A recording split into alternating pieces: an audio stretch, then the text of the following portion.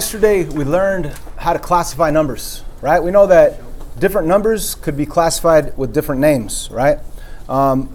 Just a recap, a little review.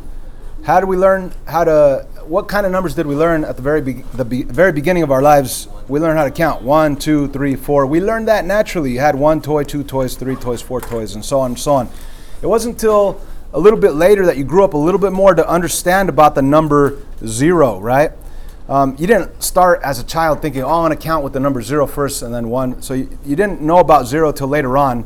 So you had to grow up a little bit more. And that number 0 is a number with the biggest whole in it. So that's why we call it a whole number. Especially when it's the same group of numbers, 1, 2, 3, 4, but if you include 0, then you classify this group as whole numbers, okay?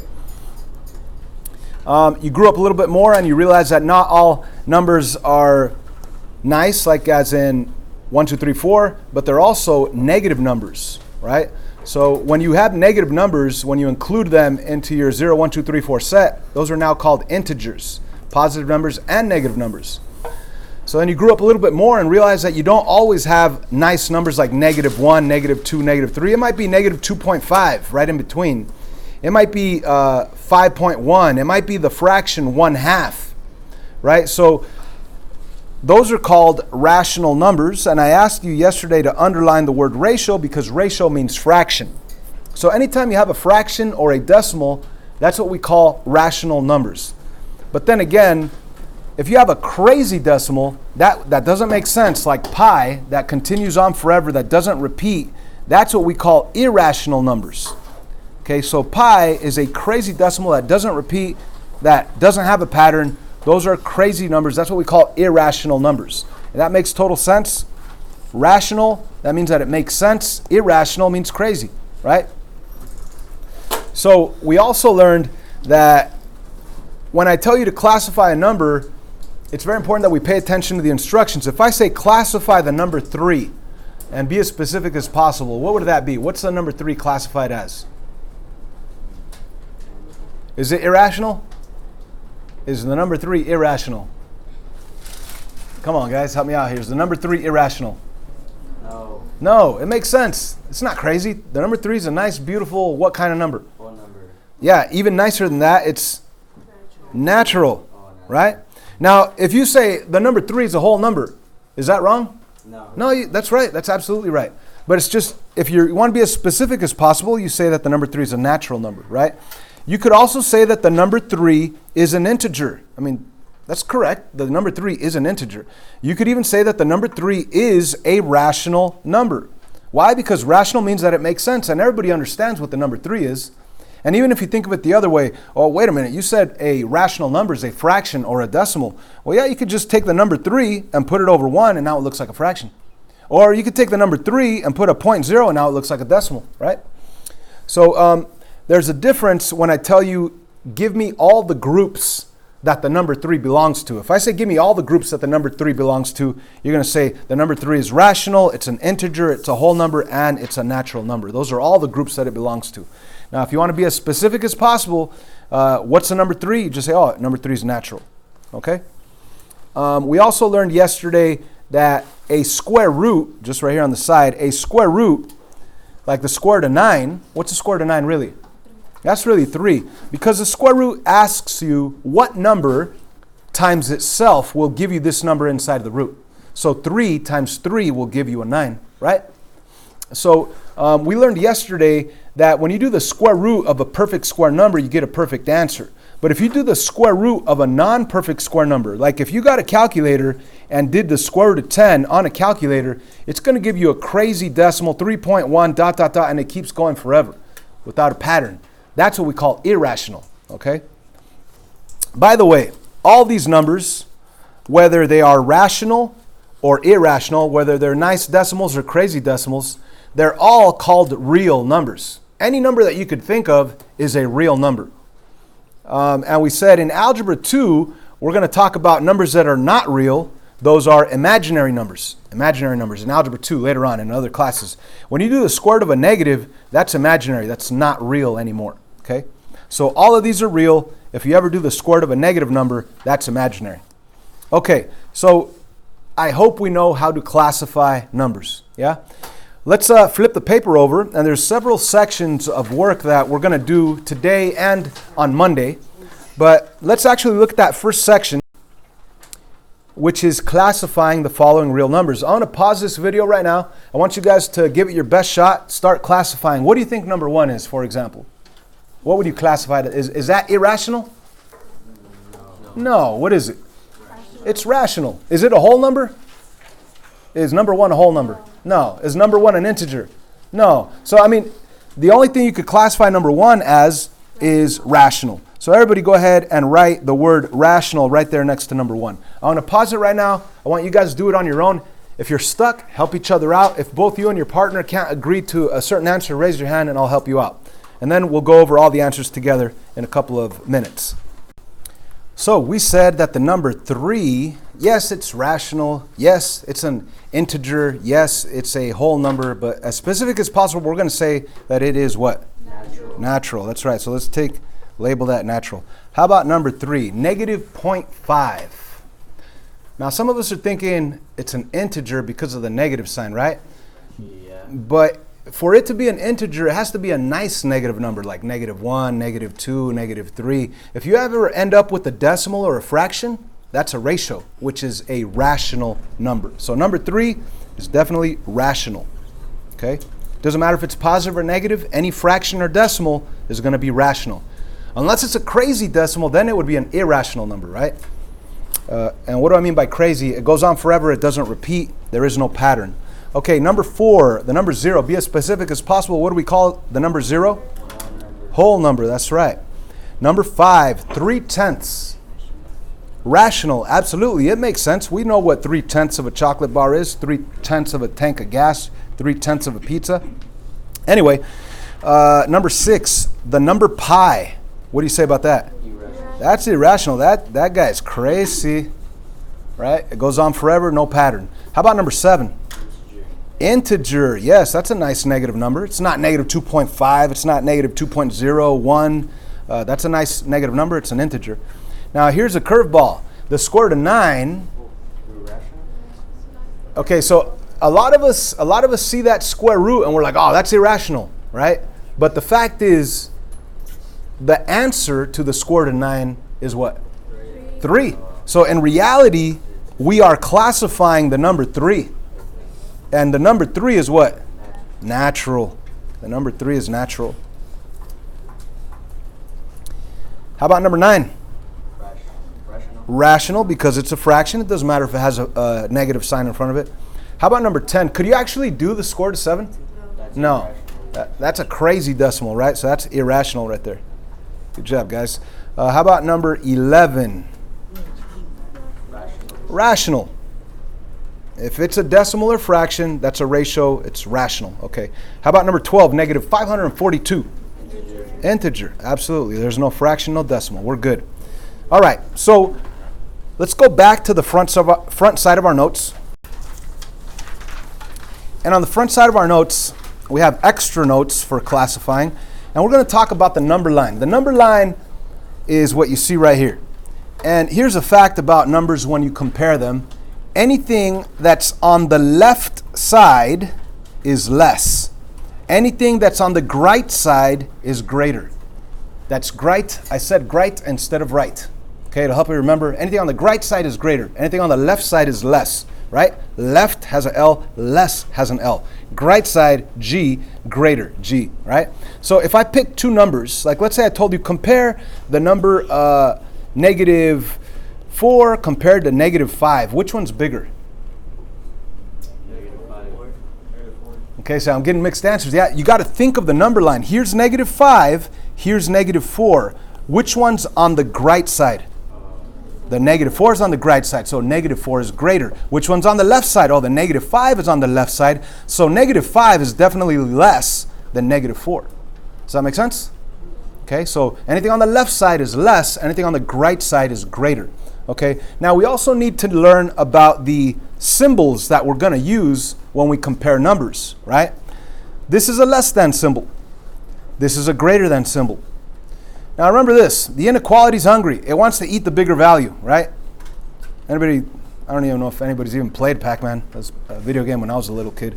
Yeah, okay. Or you could think of a monster, an alligator, whatever. When you compare two numbers, once you find out which one's the greater value, it's going to want to eat that greater value, okay? So when you compare negative 10 with negative 9, you have to actually visualize a number line, okay? Well, here's 0, here's 1.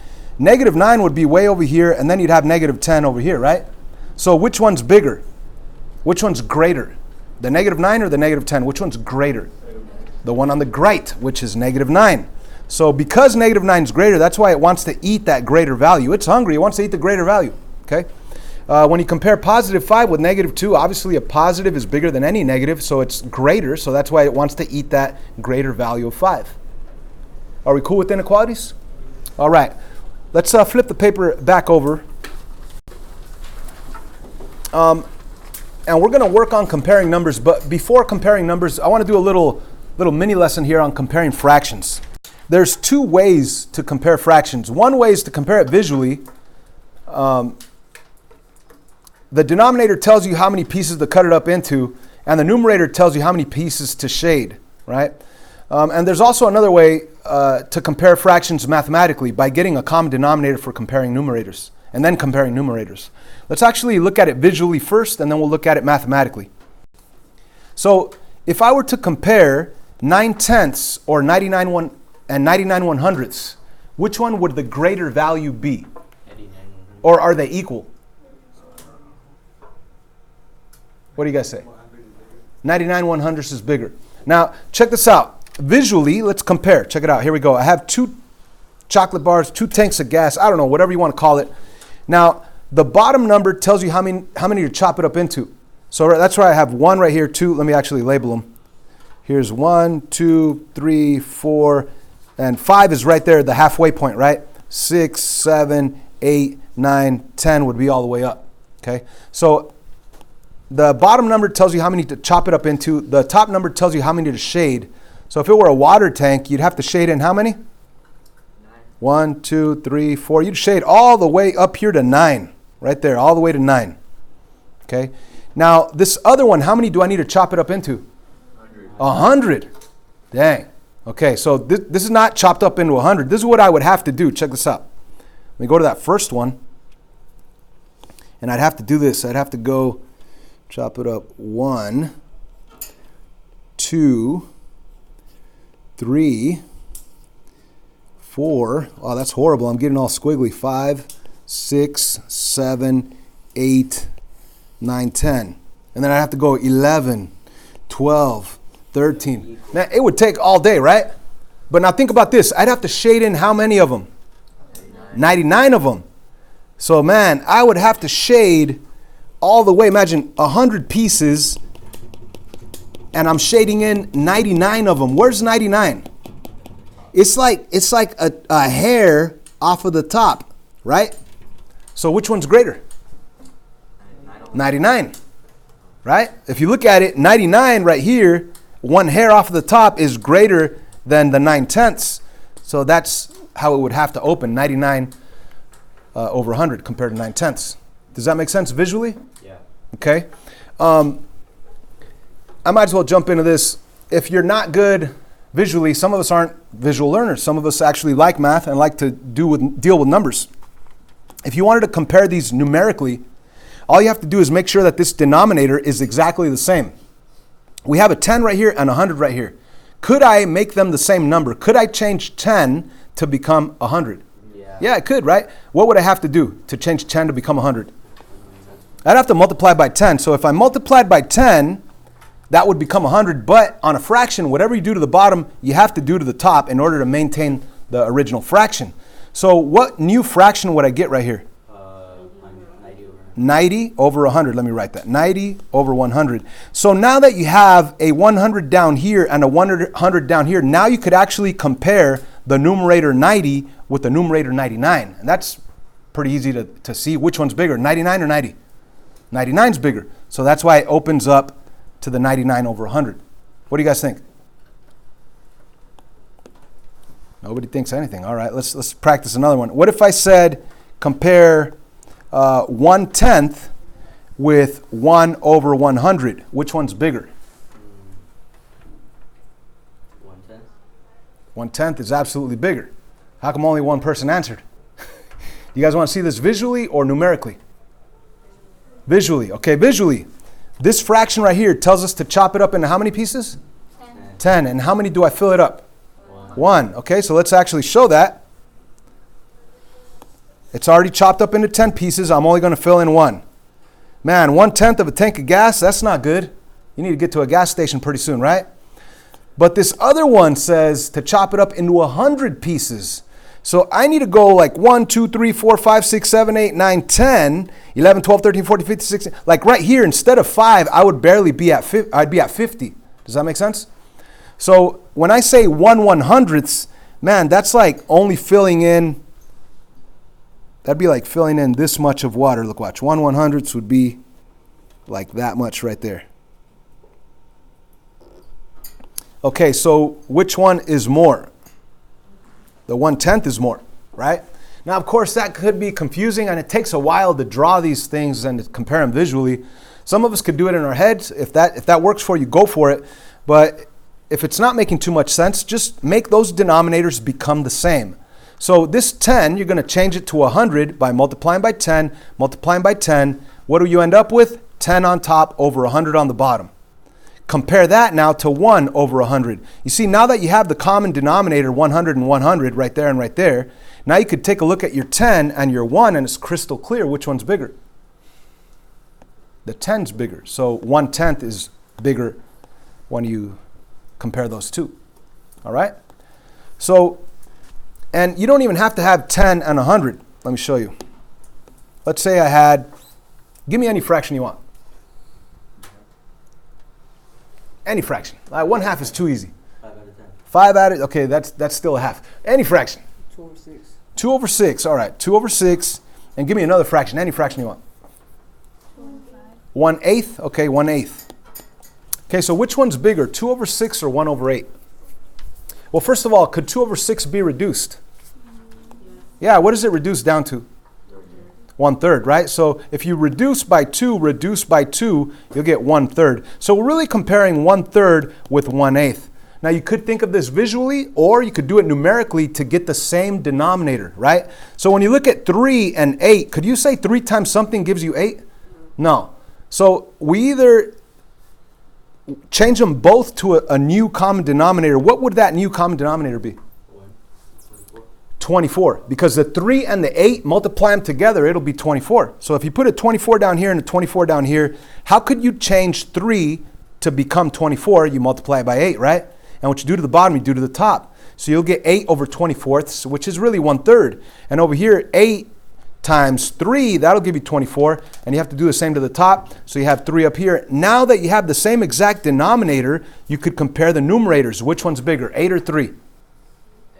8 is bigger. So when you originally compared the 2/6 with the 1/8, the 2/6 is bigger. Why is that? Because when we got them to have a common denominator, we're able to compare the numerators and see that 8 is crystal clear bigger than 3. So 2/6 is definitely bigger than 1/8. So it doesn't matter what kind of fractions you have. You don't have to think of it visually. You could multiply them together to get a common denominator and multiply the top numbers by that same that you multiplied on the bottom, so you could compare numerators and you'll be good. So let's jump back to the back side of our notes and let's actually start comparing these. I want to pause this video right now. I want you guys to work on 1 through 13 and then we'll go over some. Go for it. So there are some of these that we technically have not covered yet. I'll explain them as we go. Number 1, where we compare the 3 and the 7, obviously 7's bigger. The inequality is hungry. It wants to get the bigger value. Number 2, in order to think about this, you have to think about the number line. Which one would be further left on the number line? The -10 would be further left, which means that -10 is less than -7. -7 would be on the right side, which means that -7 is greater than -10. So think about it. Here's 0. You're going in the negative direction. Here's -7. Whoa. -7, -8, -9, -10 right here. So which one's on the right side? The -7's on the right side, which means that it has to open up to the -7.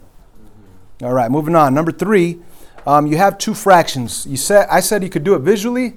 You could do it algebraically, where you multiply to get the common denominator. So 2 and 3, what would the common denominator be? 6. If you could change that to a 6 and change this to a 6, what you do to the bottom, you do to the top, then you'll be able to compare numerators. So how could you change the 2 to become 6? You multiply by 3. So up on top, you'll have a 3. And that makes total sense because 3 6 really reduces down to 1/2. Over here, how could you change the 3 to a 6? Well, you'd have to multiply by what? 2. By 2. So when you multiply both top and bottom by 2, you have a 2 up here, which makes sense because 2 6 reduces down to 1/3. So now that you have the 6 as a common denominator, you could compare 3 and 2. Which one's bigger? 3 is definitely bigger, so your answer is that greater than symbol. 1/2 is greater than 1/3. Okay, let me show you yet another way of actually comparing. If you guys don't like comparing fractions by getting a common denominator, you guys could convert fractions to decimals and then compare decimals. So with the calculator, if you take, a fraction is really a division problem. You could take 1 divided by 2. On a calculator, 1 divided by 2, if you hit equal, it'll say 0.5. On a calculator, if you go 1 divided by 3, hit equal, it'll be 0.333, and it continues. So it's pretty obvious which one's bigger, the 5 or the 3? The 5, so that's why it's greater than, opening up towards this guy. So on every single one of these, I said you could use your cell phone right now to convert fractions to decimals. That way you could compare decimals instead of fractions. So it's totally up to you whether you want to get a common denominator or you want to convert to decimals, right? So on number 4, do you guys want to convert that to a decimal? Or do you want to use a common denominator? What do you think? Common denominator? Okay, so what would the common denominator of 10 and 8 be? 80, right? 80, 80. Okay, how could I change 10 to become 80?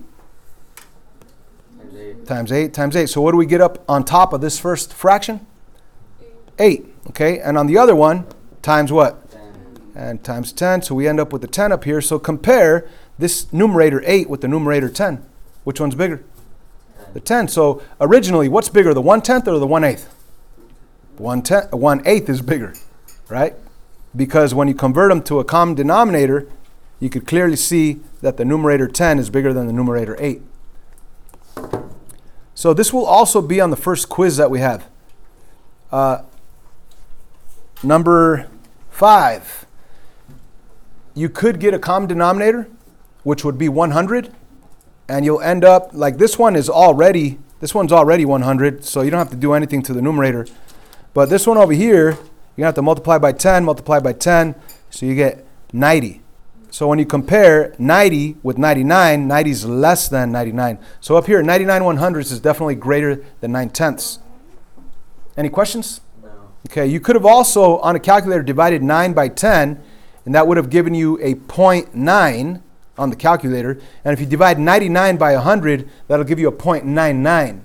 So 0.99 is bigger than 0.90. 99 cents is bigger than 90 cents. How about number 6? What did you guys say that was?